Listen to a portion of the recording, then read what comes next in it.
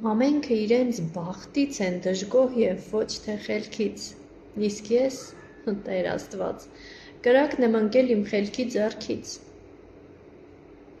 Խելք ունենայի վաղուց էի ես կարգին մարդ դարձել, ես կարող էի սենյակ տալ վարձով և ոչ թե վարձել։ Խելք ունենայի ինչ հարկավոր է ես այն կանեի, եթե հաստ է պետք, բարակս որն է հաստ կմանեի։ Խելք ունենայի ինչ հարկավոր է ես այն կերքեի, տեղն ընկած տեղը տեղի կտայի,